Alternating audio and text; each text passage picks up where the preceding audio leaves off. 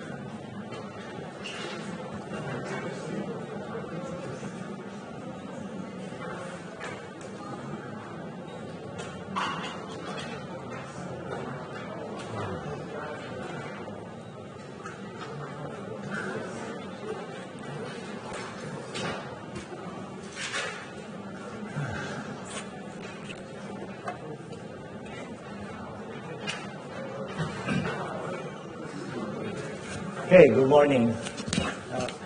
Yeah, sorry, this computer is very slow in the morning. Yeah, I don't know what's happening. Okay, so last week we talked about the imbalance, right? Global imbalance, and that the imbalance is basically between U.S. right and the Asian economies. And as we saw from the identity that we saw last week, we can look at the relationship between a current account surplus or trade, current account balance, private, private sector's savings and investment balance, and then the government balance, right? So this is an identity, so we can see for each country how it looks like. So we actually did look at this balance, right? So we see that US has a current account deficit, right? And then, like, this is China, Japan is surplus, right? The budget balance is a deficit for all three regions. Okay. Okay, then we go back here, right? And then U.S., yes, has this government deficit, current account deficit, and it has been there for many years. Okay. And why this is the case? Well, people say, well, a lot of economists said that it's due to the low savings rate in the U.S. Okay? Well, that's coming from this here, right? S minus I. So this is low, then therefore this part is most likely negative, right? If it's positive, it can be positive, but not very large positive. And if this government budget is a deficit, then current account is a deficit, right? So this is an identity. So, so that's all consistent. And in Asia, most countries have very high savings rate. Especially China has a very high savings rate. And in Asia, most countries, let's say Japan until 1990s had surplus or balance, and I think most Asian countries, government government balance was not in a big deficit. Okay, but nowadays things are a bit changing. Like Japan in the past 20 years have had deficit for many years, and now China is also having a deficit. But for China, we don't know whether it may not be like persistent. Like in the U.S. and Japan, the government deficit is persistent, very persistent. The China, we don't know yet. Okay, so if we look at this, then we go back to the balance, right? So, so Asian countries tend to have very high savings rate. So this is either positive or not so negative. Okay, and government budget in most countries had been surplus. Okay, or at least balance. So that's why Asian countries have this current account surplus. Okay? Although this is not a causality, it's more like coming from identity. Okay? So that's what we saw last week. Okay, so as I said, this global imbalance is important, mechanism or the structure to understand financial markets, because especially the capital flow, global capital flow, because as I said, so this is the foreign assets, right? It's the money that's flowing into the U.S.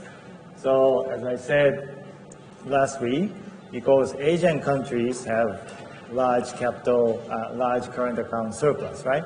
So if that's there, basically foreign currency, especially in U.S. dollars, is flowing into Asian countries, and then that for U.S. dollars either will stay in the private sector, but in most cases, like countries like China, it will end up in the central bank.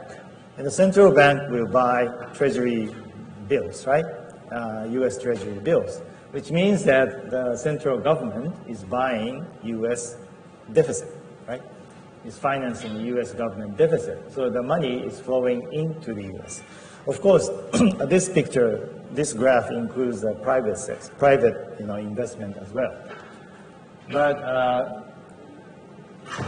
the flow of money, right, is basically going into Asia, from Asia to the U.S.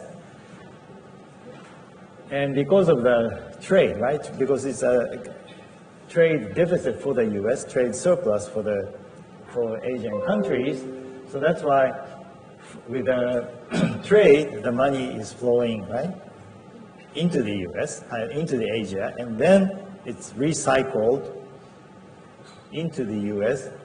by this investment. Okay. Oops, sorry. Yeah. So, so that's basically the global structure, and that's what we saw last week. So this week we are going to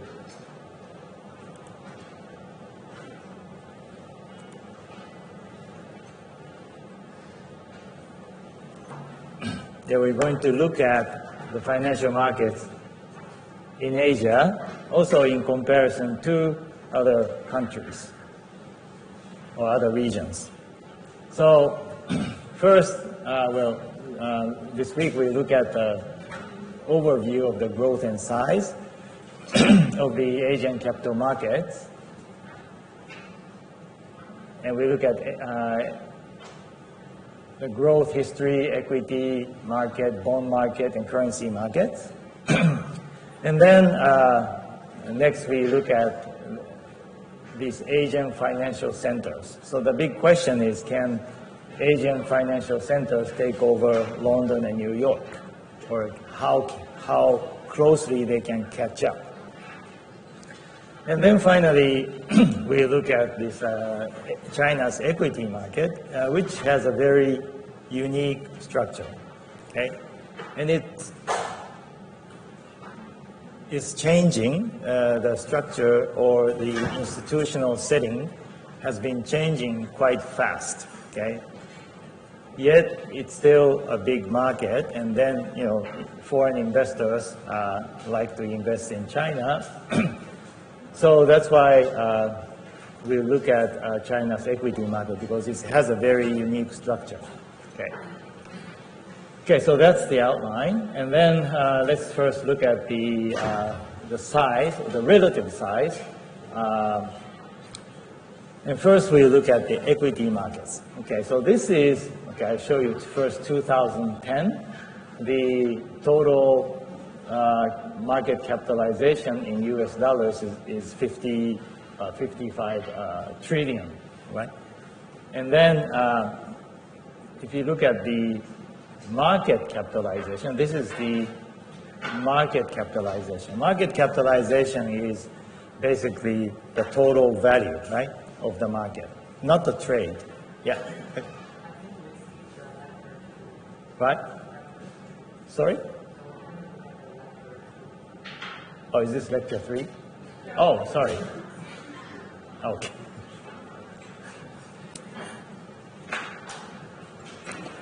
Thank you, yeah. Okay, yeah.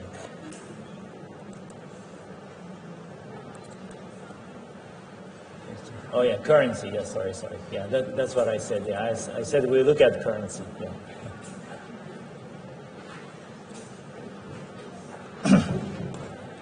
Yeah, so, yeah, that's right. Yeah, because we talked about the global imbalance, the money is flowing into the U.S., and then why money is flowing into the U.S. Well, if the U.S. has this kind of, current account deficit, people used to say, or people still say that U.S. dollar may collapse, right? Because if you just look at the trade, it's a trade deficit, right? So the money is flowing out of the U.S. People are selling U.S. dollars, right, to buy foreign products. So therefore,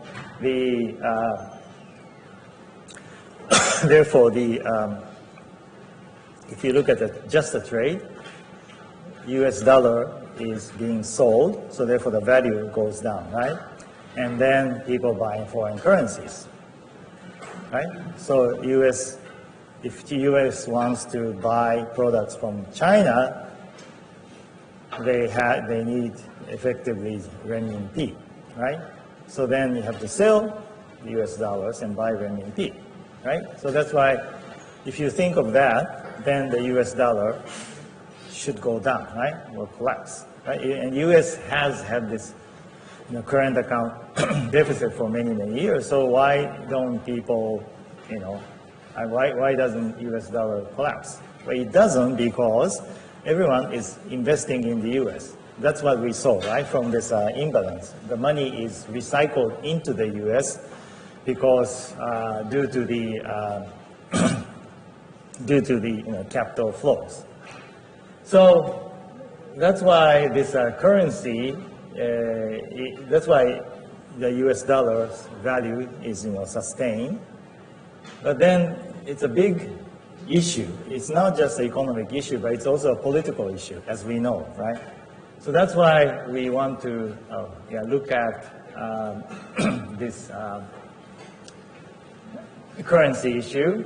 And this is an article, excuse me, yeah.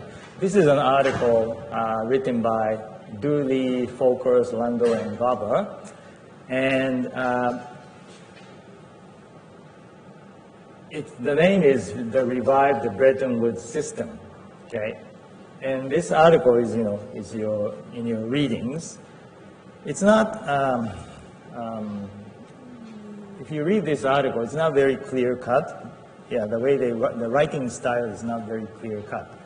Yeah, but it gives you a very good overview of the currency issues in Asian economies. Okay, and this was written in 2004, but actually they look at things what things happened in the 1990s, and then they see the similarities with the currency, you can say it's the global currency system, which existed before 1973. Okay, so I come back to this 1973, and therefore, if you read this article, it gives you a good insight into what's happening, right? Okay, and then although it's written in 2004, but it does have a very good overview. And they call this current system Bretton Woods 2, the Bretton Woods 2. So what is Bretton Woods 2, right? But it's like this. So this is a summary of what they said. So as I summarized in the first week, that Asian countries grew by exporting, right? Especially exporting to the U.S. Right? That's true. That was true for Japan in late maybe 1950s to until even now, right? So it's basically has been sometimes for like a national strategy, right? It's just export, right? And that actually, because of that, the economy grew very fast. But what this article says is that, the currency was not fluctuating. And that's true. Especially until 1973, the currency was just fixed. It doesn't fluctuate. It doesn't fluctuate right now, right? These days, the currencies fluctuate, right? Most of the currencies fluctuate. So, but in those days, it was fixed. But even now, even though you see the currencies fluctuate, right? It does fluctuate every day, but the amount of fluctuation may not be that large. So that's what it means by fixed currency. So it's always, arguable whether this is fixed or not. But if you look at if you look at the data every day, the currency does fluctuate. Yeah. But if you draw a graph, which I will show you in a minute, then you can see that it may not be that fluctuating. It's pretty smooth. Okay. So that's why what this article says is that even after 1973, when the currency has been fluctuating, the government or the central bank kept the value of the currency at a certain level. Okay, so U.S. government would say, this is very low. Okay, that's what they would say. Okay, but there's no clear benchmark, what is low. Okay, so this is can be very political statement. Okay, so, but it is true, it is a fact that Asian countries exported, right, and then accumulated foreign reserves, right here, and then in addition, what has happened is this capital controls. So capital control is like this. Well, in most cases, capital control means that, well, you have trade, right? From trade, you receive, if you are exporting, you receive foreign currency, right? And a good example of China and also like Japan maybe 40, 50 years ago, people could not freely invest that foreign currency into foreign assets. So that's capital control, okay? So therefore, you cannot freely invest, so what you have to do is you have to convert into local currency, right? So therefore, the central banks will end up holding the foreign currency, basically the foreign currency, which is the foreign reserve, okay? So capital control basically means that the money cannot easily flow out or flow in through the financial markets, okay? So in many countries, they impose this capital control to protect the domestic financial sector, okay? So this was understandable because if you think about 50 years ago, US and also European financial institutions were the global institutions and Asian financial institutions were not, right? It's very small. So, like Japan had this capital control until the 70s, early 70s. Okay? So that means, right, the private, as I said here, the private sector cannot invest or hold foreign currency at their own risk. Okay. So that means the flow of money, right, comes from trade, right? And then that is accumulated in the central bank, and then central bank buys U.S. Treasury bonds. So that's the that was the sort of the pattern. So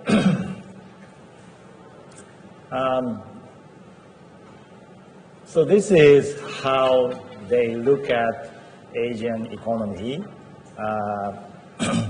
and you know, basically the you can say the currency situation in this article. So this is what they call Bretton Woods 2. So the key part is this, right? The Asian economies benefit from fixed currencies, okay, against the US dollar and at the undervalued levels. Okay, but again, this is arguable. Okay, but the fact is, yes, the Asian economies actually did grow, right, by exporting. So that's why currently US-China dispute is like that, right? It's basically US is buying a lot of Chinese products, and then, of course, from China's side, China is exporting a lot of products. And then US government would say, well, they say the reason is because the currency, Chinese currency is too weak, right, too low.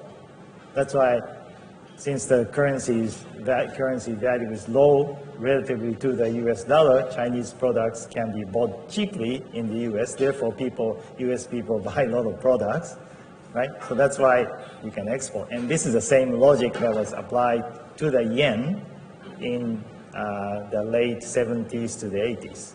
Okay. So that's how they, this article looks at this currency, right?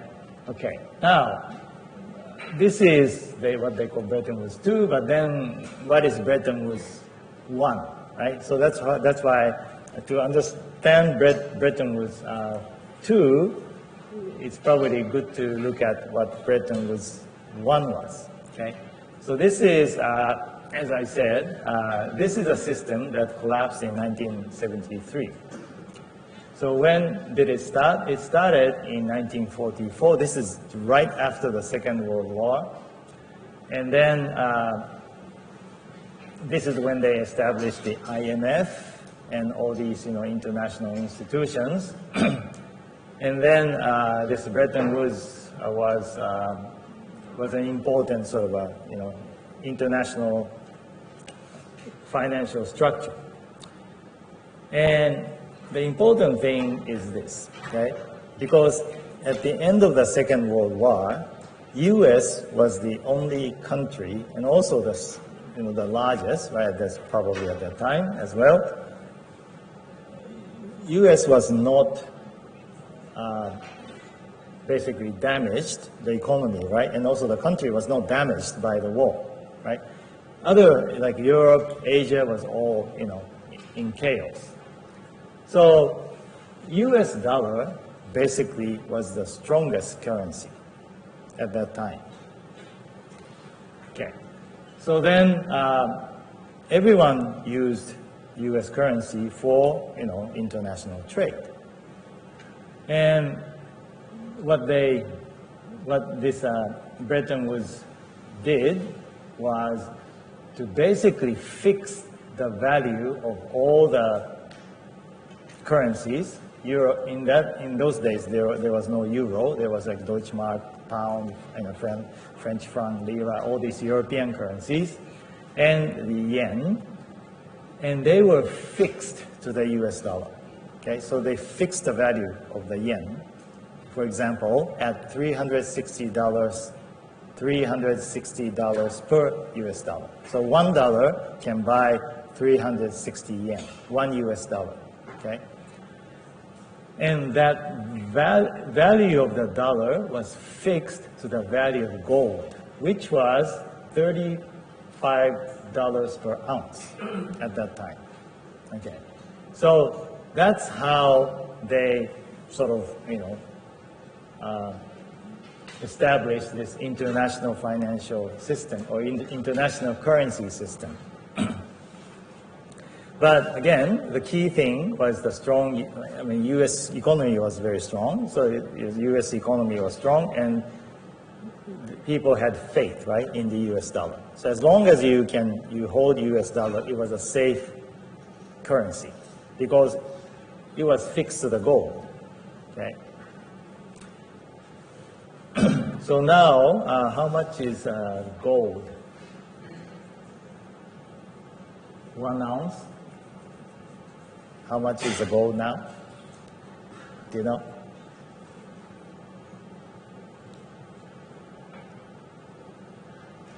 Anyone?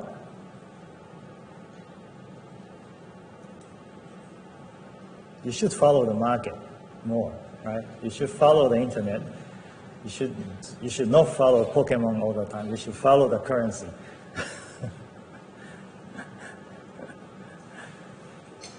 Anyone? Huh? Well, you can check on your iPhone or your phone, right?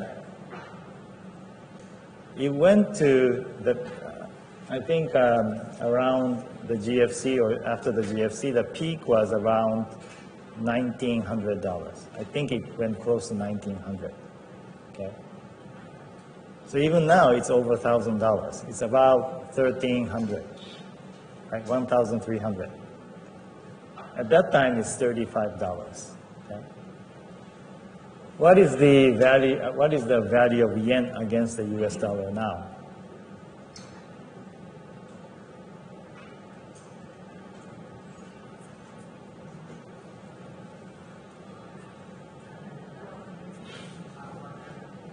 Yeah, thank you. Yeah, 110, 9, 11. Yeah. So $111, right? 11 yen per dollar, which means 1 US dollar can buy 111 yen, right? During the Bretton Woods system, it was 360 yen per dollar, which means 1 US dollar can buy 360 yen. Okay. Now, $1 can only buy 111, right? But at the peak, the yen went down all the way to, I think, like 80 something, okay, in the early 90s. So 1 US dollar can only buy 80 plus yen, okay? So, so that's how currencies fluctuated after they had to sort of terminate this Bretton Woods 1. Okay. So why did they have to terminate this? See, that's the key. That's a very important question, right? This was why this was not sustainable. So this was sustainable at least until 1973, okay?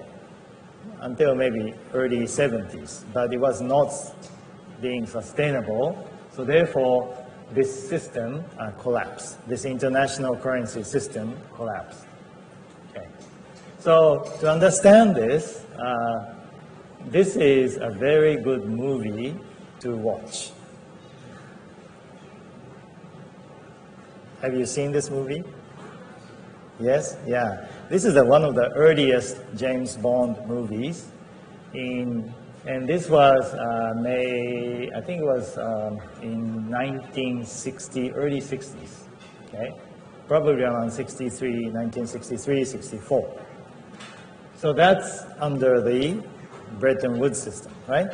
That's when U.S. economy was, very strong. Other countries were, starting to gain growth after the Second World War. Okay, and many already have recovered, but this title also has a meaning. It's gold, right? It's gold finger. Okay. So in this movie, this is a very symbolic building for Bretton Woods. So this is part of the U.S. government. As you can see, there's a U.S. flag. Mr. Bond is walking away from the building. This is after he sort of fought with the bad guys and then won and came out. Okay. So what is this building?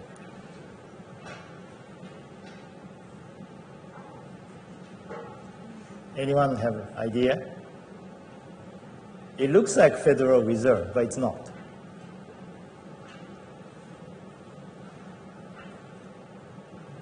This is called Fort Knox, K-N-O-X, Fort Knox.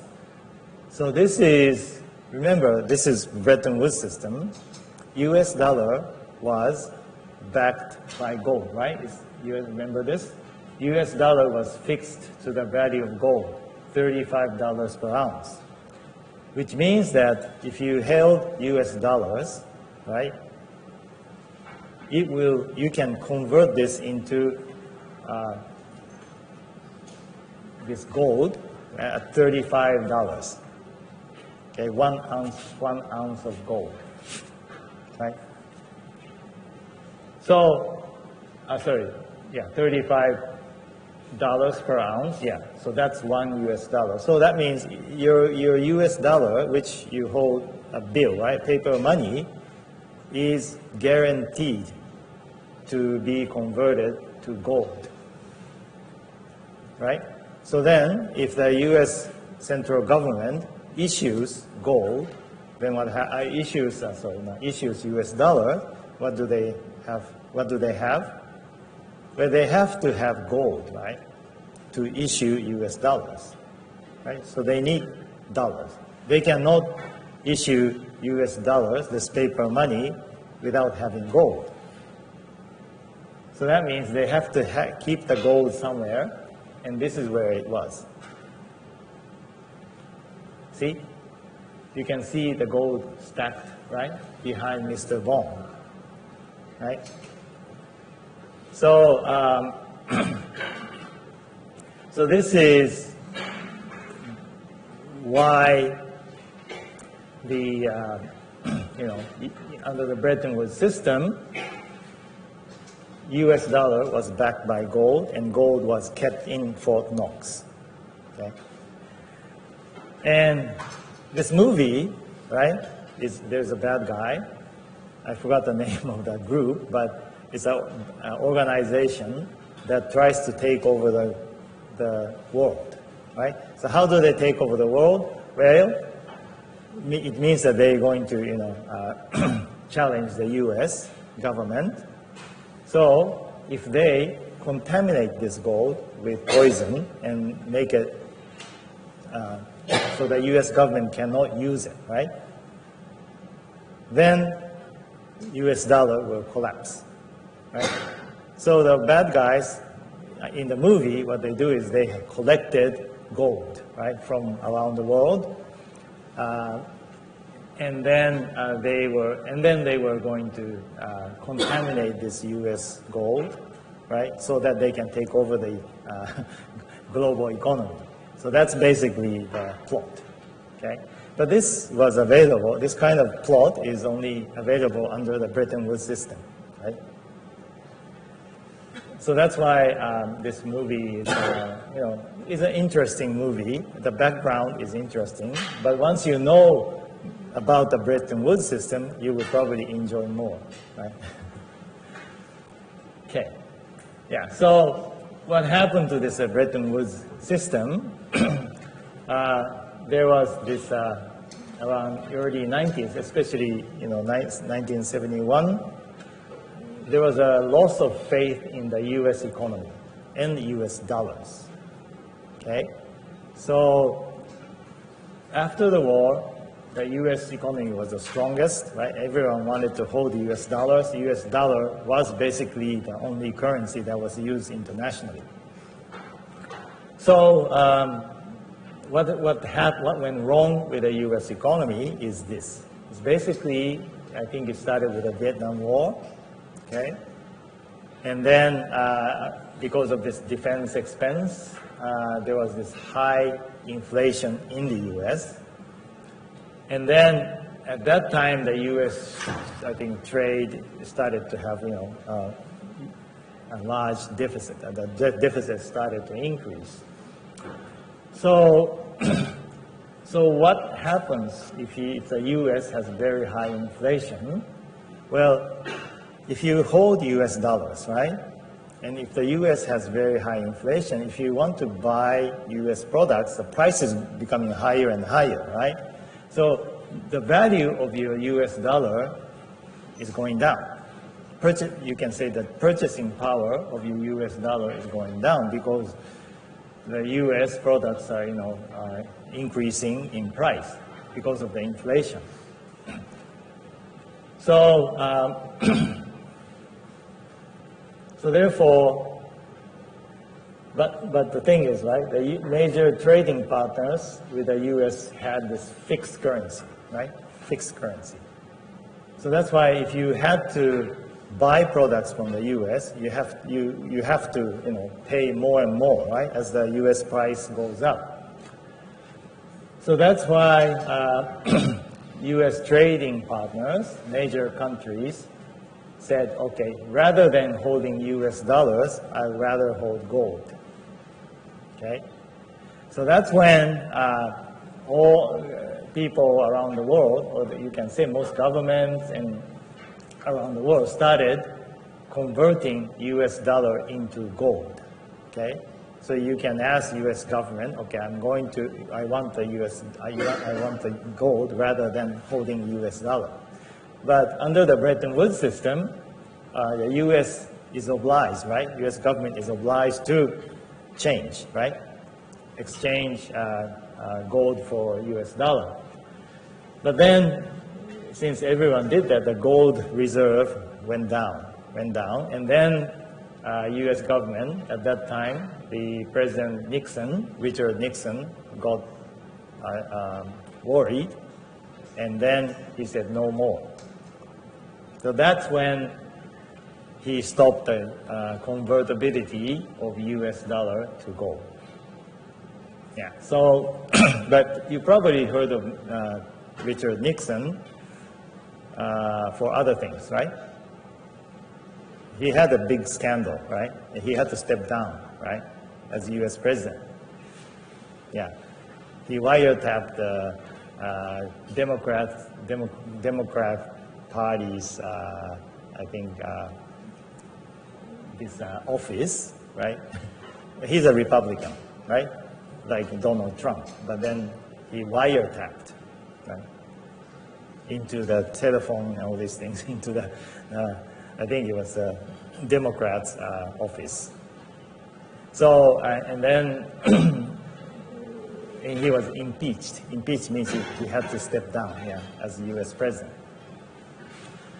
So, you know, people are talking about this impeachment, right, of Donald Trump right now. Yeah. So, but he's probably more known for that, right, for this Watergate scandal. That's called the Watergate scandal. Watergate building is where this Democrats, I think, office was. But in the economic history, he is known for this ending this Bretton Woods system. So from from this 1971, where there was an adjustment after 1971, they adjusted the value of the currency. Okay, so the other trading partners' currencies were fixed, but they adjusted the level. Okay, so they basically raised the value of the trading partners' currencies for 2 years, but then in 1973, the major currencies were all floated. Okay, so at that time it was Deutschmark, French franc, pound, and yen. Yeah, these were the major currencies. Of course, there were other European currencies; they were all floated. Okay. So since then, the currencies has been mostly, floating against the U.S. dollars. Yeah. So, so now, coming back to Bretton Woods II, then this relationship between U.S. and Asian economies are very important, right? So, what's important is that that the Bretton Woods I was based on strong U.S. economy and the faith, right? Trust in U.S. dollar, right? But Bretton Woods II, well, ever since maybe in the past, maybe 40 years, right? So USA still, right, has been the largest economy, and then and also the largest trading partner for most Asian economies.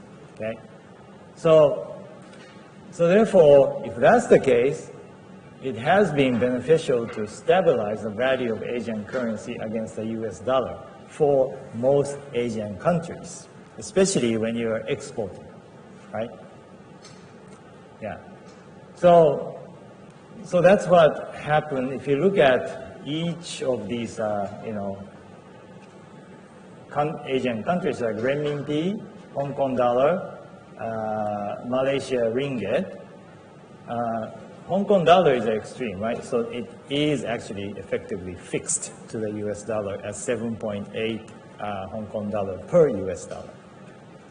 Of course, it does fluctuate in a small range, but if you draw a graph of Hong Kong dollar, it's basically flat, okay? And renminbi, I think it has been fluctuating, but until maybe, if you look at maybe 10 years ago, I think it was still relatively fixed, right? Although it was a step, it goes down, depreciates, and then go flat again. So it was effectively fixed. So in a sense, it was rigidly fixed to the U.S. dollar. Malaysia ringgit actually was fluctuating, but then it was fixed later, okay, after the Asian financial crisis. And then all these other currencies like yen, Korean won, Taiwan dollar, Thai baht, has been floated against the U.S. dollar, but the fluctuation has been relatively controlled. Well, I don't know about yen, but yen is among all these currencies, it does fluctuate much more than others because it's one of the most used currencies well, not that much, but not that much as US dollar and euro, but it's probably the next currency that is used for trade. So, so that's why generally these Asian currencies has been either relatively fixed or managed float. So that's what has been happening. So according to this article, article says that, well, the Bretton Woods 2 is similar to it has similarities with Bretton Woods 1. And the key point is that these currencies were not, their argument is not as fluctuating, It's relatively fixed against the US dollar. Okay. So let's look at the picture, as I said, this is starting from 1990, and then the value of the currencies was set to 1. This is sort of standardized at 1 at 1994 January. So you can see that from here, this is 1997, This is and this is after 1997. The currency, you can see the currencies are fluctuating, In this picture, if it goes up, it means that the value of Asian currency is becoming weaker. In other words, the dollar is becoming stronger.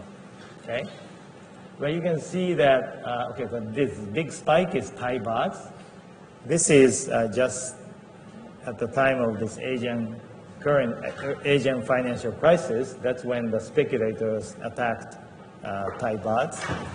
So Thai central bank has been, managed, Has been managed this value of the currency quite tightly, Although it fluctuates, But we can see that the value, is more stable, and then they had to let go.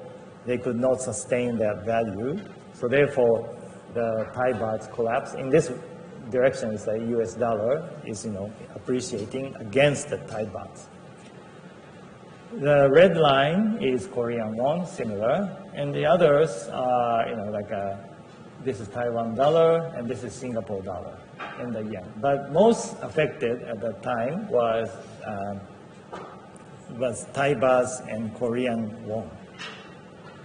Okay. So as you can see from this picture, yes, it probably was managed, by the central bank. Okay. So this due to this, let me check the. So if the Asian countries are exporting, to the U.S. and then accumulate foreign reserves, then they will hold these. Most of them will hold in U.S. Treasury bonds. So that's why this the pattern, of this global the trade and the money flow. The pattern of trade and money flow is that U.S. is having trade deficit, and then the money flows back into the U.S. Okay, so that is basically the pattern that we saw in this in last week. So for European countries, private sector is basically underwriting the U.S. current account deficit, which means that in most European countries, the financial market is fairly liberalized. So therefore, all the most of the foreign assets or the money that flows into Europe can be managed within the private sector. Okay, so it doesn't have to go to the central bank. Okay, so that's why private sector if they buy US dollars, it's not necessarily coming from the government, okay, or the central bank. It's basically the private sector is investing in the US at their own risk. Okay. But for Asian countries, most of the, many of the central banks, right, since they fix the currency, that's why all the reserves, they end up with increased reserves in US dollars.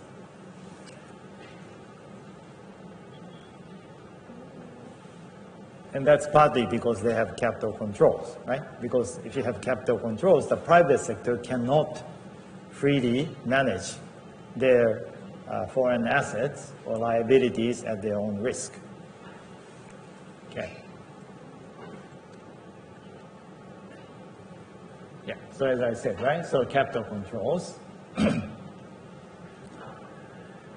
And the major turning point was this Asian financial crisis, as we saw from this currency, the graph of the currency. And since 1997 or 98, many Asian countries have increased this liberalization of their financial markets. So instead of imposing capital controls, they have gradually liberalized, except for one country. Do you know which country? Which went against them? Huh? North Korea. Oh, I think North Korea has been out of this picture from the beginning. It's a country in Southeast Asia, member of the ASEAN country.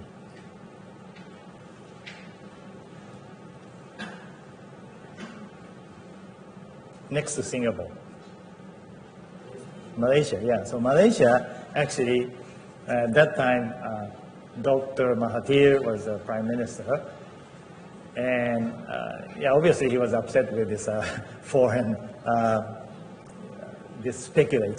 speculators that speculated on Malaysian ringgit. Of course, the Malaysian ringgit at that time fluctuated, but instead of liberalizing, he basically made the current. He basically fixed the Malaysian ringgit against the US dollar. Yeah, instead. Yeah, so actually he went against this trend. Yeah, but actually people say that was not a bad move. Yeah, to protect the economy. Yeah, so Malaysia was a bit of an exception at that time. And of course, it's a big question whether liberalization or closing down again, going against the trend, which one is better, it's not clear which one is better. But the trend was that trend was for liberalization. Yeah, so this is it's a detailed sort of a, you can say it's a deregulation, financial deregulation and liberalization. And this is taken from one of the papers that discuss this issue. Is they look at from 1973 to 2005 for different. This is I just took the this is for Asian countries like Hong Kong, Indonesia, Korea, Malaysia, Philippines, Taiwan, Thailand, right? So first the capital account, right? So this is whether the capital can flow freely within between countries. And then this is the liberalization of the domestic financial sector. So it's not necessarily international transaction, but sometimes the banking system can be regulated, highly regulated. Like for example, deposit rates may be fixed, right, by the government. So there are various ways to liberalize the domestic financial sector, and this is the liberalization of the stock market, and this is like an index, right? Okay. So So you can see that many of them, like Hong Kong started like, in 73, right? But like, let's say Korea, Malaysia, Philippines, like Taiwan, Thailand, most of them came, especially the capital account, in the 90s, right? Around 93, 95. And then this is, 97, December 97, 97, 98 is basically the Asian financial crisis. So actually, many of the countries have gradually started in the 70s or 80s. And you can see that, like the stock market, right? Stock market, like Hong Kong is very early because Hong Kong is one of the most advanced financial markets in Asia. So they have started all these things very early. But now here you're looking at Asian countries, but this next page is basically looking at the G7 countries, right? But even with G7, right? Let's say if you look at Japan, right? Like the banking, domestic financial sector was still was liberalizing until 91, early 90s, right? And so this FL is a full liberalization, but most of the countries started after 73. That's when the Bretton Woods 1 collapsed, right? When the currency started fluctuating, then many of these G7 countries started, right? As you can see, the starting point is 73, right? Or 71, or 73 now. And then in Asia, yes, most of the liberalization came in the 80s and the 90s.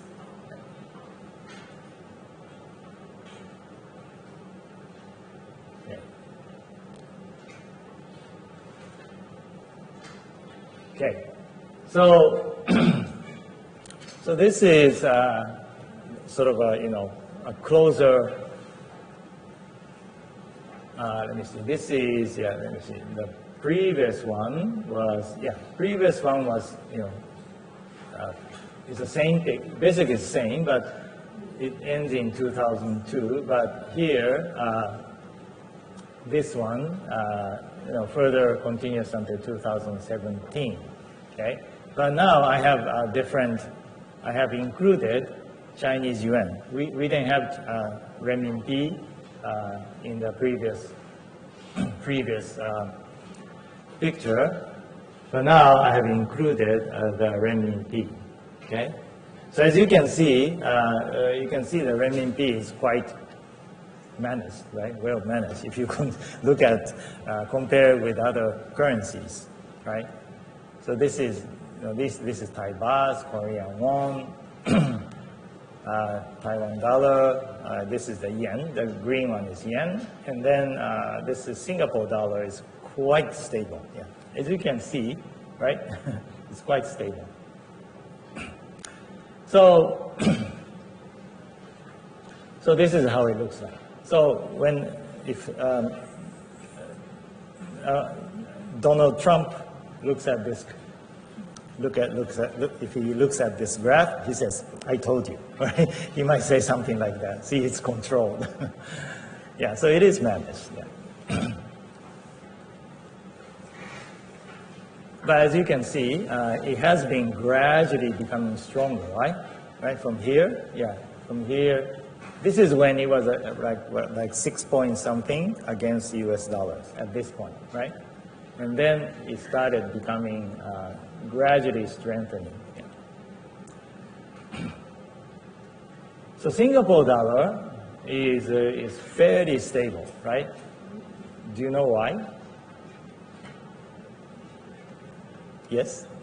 Yes? No?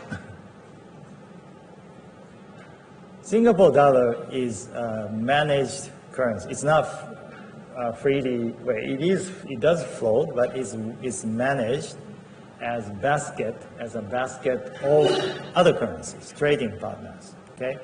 So Singapore is a small country with, it's basically an open economy where you rely on trade, right? So therefore, almost everything is, imported. And the currency is managed as the basket of different currencies, so which is like a portfolio of different currencies.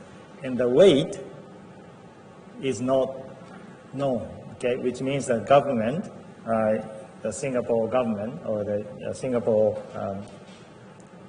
Monetary Authority of Singapore does not disclose that weight. Okay, it doesn't disclose that weight.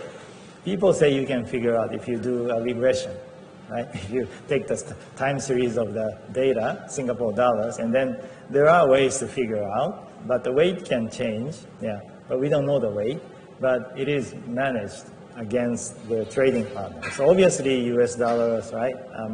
Perhaps Malaysian ringgit, Chinese yuan, yen, Australian dollars, and right, all these currencies probably in a basket, and they are managed. Yeah, so that's why it's fairly stable.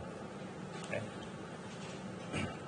Even during this Asian financial crisis, actually, it has strengthened, right, a bit, right?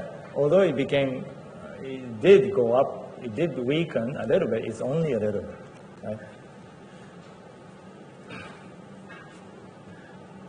But yeah, the most currencies that have been affected were these Korean won, Thai bahts, and to some extent the Taiwan dollar. Okay. So let me see how many time do I have? Oops.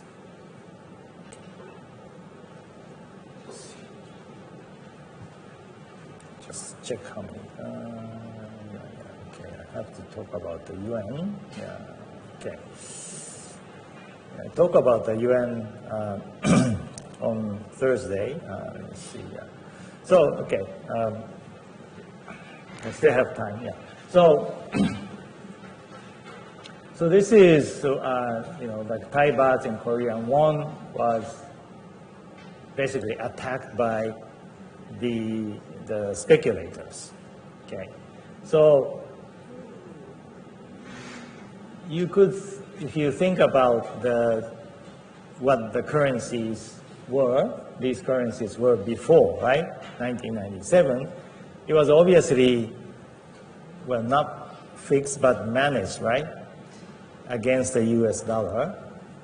And then the speculators or other people thought, well, this currency level might be too weak, okay? And at that time, before 1990s, it was basically from the mid-90s or the early 90s, the economy was booming, right? One of the reasons was that China was growing very fast at that time, right?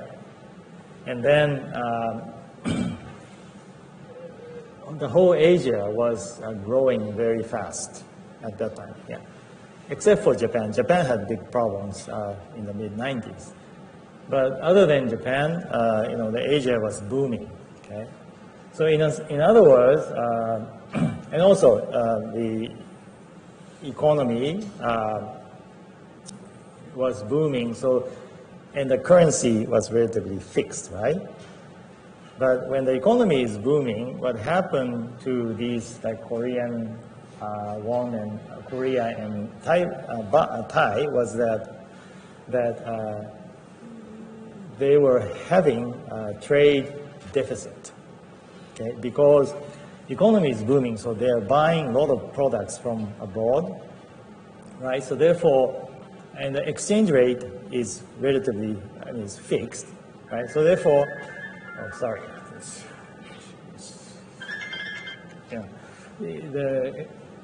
It's fixed. So if the trade is in deficit, then the currency should drop, right? Should become weaker. right? Right? But it doesn't if it's managed. So therefore, I think the trade deficit was there. Okay? And the economy is booming, right? So there was real estate prices going up. And at the same time, there were some capital controls going on. So actually the money could go into like Thailand or Korea, but to a limited extent, right? And so that's why one of the things was that the economy was booming, trade was becoming a deficit, and then people started to think, is this sustainable? Of course, the hedge funds are thinking, right? So then, for what they started, hedge funds or the speculators first attacked Thailand, Thai baht. So what they do is they sell Thai baht in the forward market. Do you know forward currency? Forward currency is something that, okay, if you're going to import something, right? And then, but the goods are coming 3 months from now, but you want to pay 3 months from now, but you want to fix the rate 3 months from now, okay? So that's basically the forward currency. But the value of the currency, right, has a relationship with the currency today, which is a spot rate. So the value of the forward currency also fluctuates according to the spot rate, right? But but the thing is, in the forward market, the central bank does not necessarily intervene. Means that they don't manage the forward rate. The central banks typically manage only the spot rate. Okay. But so the speculators came in and sold the currency in the forward market. So when they sell in the forward market, it basically implies in 3 months the value goes down, right? 3 months from now, the value is going to go down, right? So that means that the today's rate also go down at the same time, right? So therefore, the central bank has to sustain them. But the amount is, but the fluctuation was so large, basically the Thai central bank said, okay, gave up, right? So that's why they let go the managing the spot rate. So it went up like this, or it went down like this, right? So that was Thai bahts. But in only a few days, then people in the financial markets know these speculators, right? What they're doing, insiders know. So then they became worried, right? Okay, the speculators then went north to Korea, okay, and then did the same thing, similar thing, okay. So, but in Korea, they had this special regulation that they could, the domestic, I think, institution can borrow only short term from abroad. Okay? In other words, foreigners cannot lend money to Korean companies in a long term. They can only lend money in a short term, right? But short term means you can take the money out quickly, right? So therefore, what happened was, in Korea, that short-term money just fled the country, right? That also happened in Thailand. So therefore, this Korean won basically dropped dramatically. So that was after Thailand. And then people got scared, right? Where's next? So I think, Taiwan was affected to some extent, but not too seriously. But people were saying, okay, next is Hong Kong. So that's where people were very worried about what will happen to Hong Kong dollar. Okay, I was in Hong Kong at that time. I was working there, so that's why I know all this. So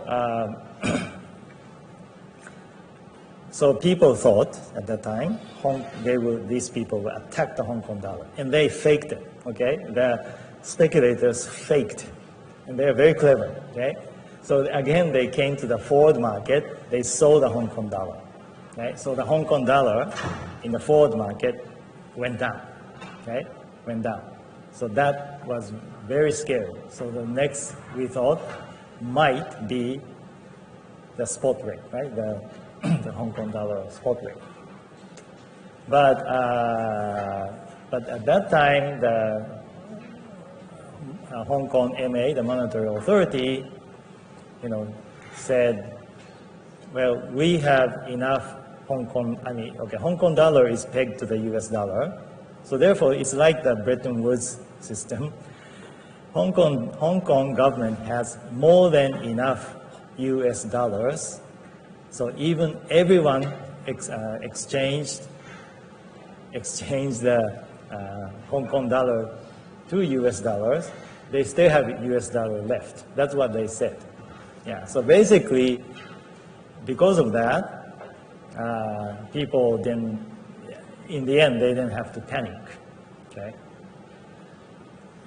So in a sense, that Hong Kong government was very well, I think, well either prepared or was well functioning. Yeah. But still, the Hong Kong MA made one mistake. But actually, the speculators tried this a few months ago.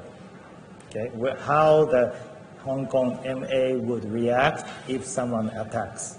Okay, so what Hong Kong MA did was, when the speculators came, so people may rush, right, to exchange the Hong Kong dollars to US dollars, right? So what they did was they closed that window of the Hong Kong monetary authorities. Okay, so what happens? Well, suddenly, okay, you cannot change, right? But then what happened was that on everyday basis, people need Hong Kong dollars, right? So instead of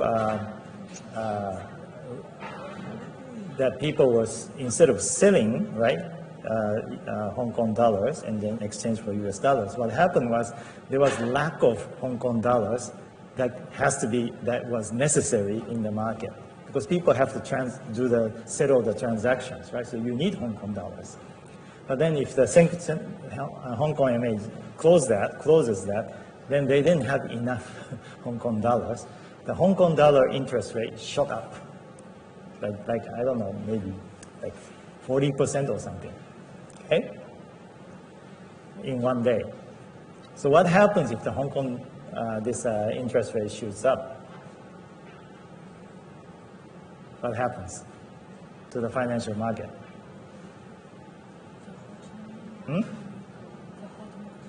Sorry? Yeah, but no, I'm saying that if the interest rate shot up, right, what happens to the other markets? Other market means to the Hong Kong market. Stock market. What happens to the stock market? Yeah, that's why the Hong Kong market crashed, right? So Hong Kong market crashed, and then the government tries to sustain the stock market, but speculators already took a short position, right? So therefore, for Hong Kong market, the speculators were very clever, right? They probably knew that they cannot attack the currency, right? But they probably figured out that how Hong Kong monetary authority will respond, right? And the Hong Kong interest rate goes up, stock market go down. So their position is to take the short position, right? So the stock market collapsed and they win. And that's how it went, yeah. So actually I know someone who actually was on the hedge speculator side, and yeah, he said, yeah, he knew that you cannot go against the Hong Kong government, right? So therefore,